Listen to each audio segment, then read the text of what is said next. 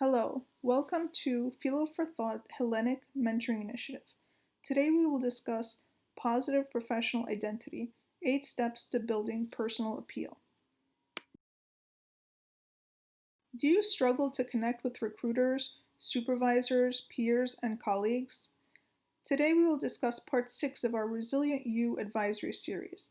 This video is designed for those struggling with building confidence, networking, and related issues in interactive professional and social settings. Prepare to let your character shine. Step 1. Know yourself. Before you meet with people, take the time to get to know yourself so you can be genuine and candid with others. Know your own interests, goals, and desires so you can make decisive comments when you are around other people. Know your strengths, weaknesses, and go-to responses to joy, sorrow, stress, etc. Maintain a balanced perspective of humility, modesty, dignity, pride, generosity, and empathy. Step 2. Know the lingo. Have a short elevator pitch in mind for when you are first preparing to meet people in your industry. Think about what you mean to say and build that vocabulary that's needed to hold salient discussions in your desired social or professional circles. Know the full impact of your words. For example, did you know that the term comfortable actually implies entitlement, not progress, and allows people to lose respect for you on the spot?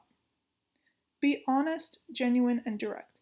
Don't just say what you think others want to hear. People can tell the difference between a genuine person and a fake person. Step 3. Develop the look. Exude personal and professional confidence. Maintain a natural look in terms of your attire, makeup, and posture. Take care of yourself. Proper self-maintenance is a key indicator of self-respect and human dignity. Understand and develop the look expected of those in your desired social and professional circles. Display your good taste and self-respect through your posture and attire. If you have trouble knowing what the uniform of your professional or social group is, we can help. Our style coaches are available to assist you as needed. Please email us for a free consultation. Step 4. Confident entrance. Don't walk into a room looking either uncertain or entitled, because those are very unattractive qualities in a person. Don't fuss with your appearance and don't turn up your nose. Walk in with your hands casually at your side, your right hand free. Never walk in with your hands in your pockets or encumbered with things. Yes, keep your right hand free for a polite wave and nod or a handshake, despite the pandemic. The gesture is indicative of basic good manners.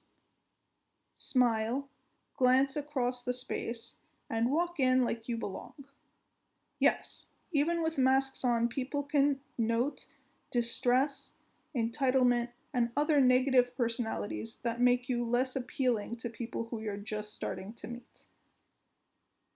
We recommend the Hepburn effect. If you do find yourself in a situation where you're lost or have walked into the wrong space by mistake, make a small joke to break the ice while requesting assistance to your correct destination.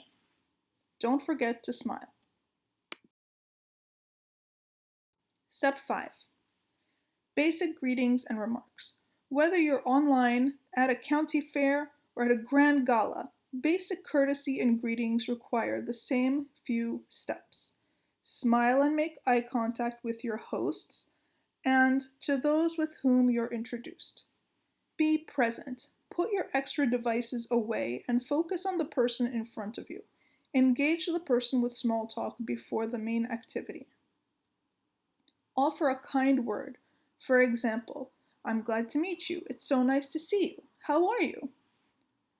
Make positive comments about the crowd, the decor, the organization, the event, etc. Compliment your host directly and also to others. Don't be a social vampire. Avoid being negative. Avoid any negative comments which only reflect poorly on you and your character. For online events, don't just sit silently and keep everyone who has prepared the event waiting anxiously for your feedback. Ask a question during the scheduled times or use the hand raised or applause icons to engage those who are present and let people know how you're feeling. Step 6. Be real and share ideas. Smart, decisive people with a clear vision of what they want are more respected and sought after than those who neglect, flip flop, and otherwise fail to establish goals and expectations for themselves and their community. Being open about both vulnerabilities and strengths makes you a stronger leader, partner, and team player. Being closed off or deluded into thinking that you are invulnerable, lack any distinctive quality, or don't need anyone serves no purpose. It hinders personal and professional progress. Step 7. Action and gesture.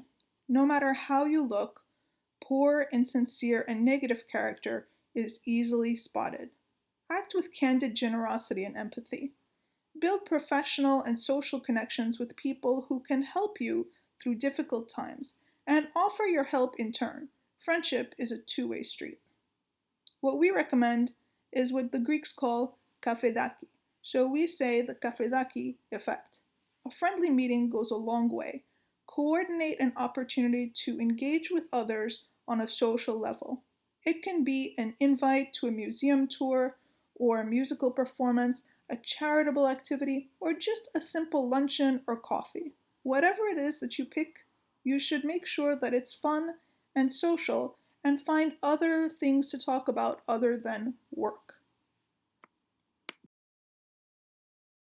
Step 8.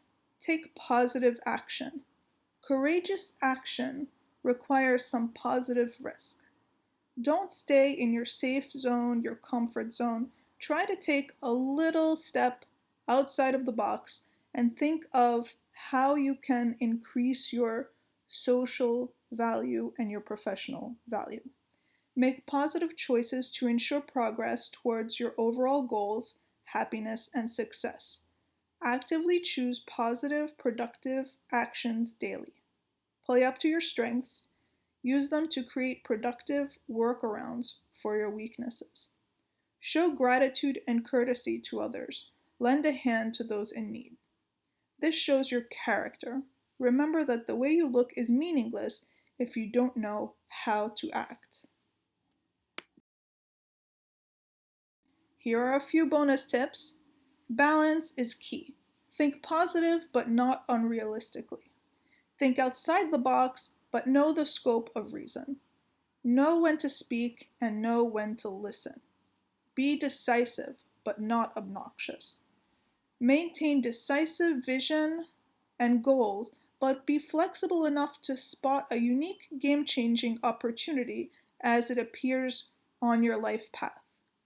Openly show admiration and support for others. Maintain good taste, but don't be stuffy about it.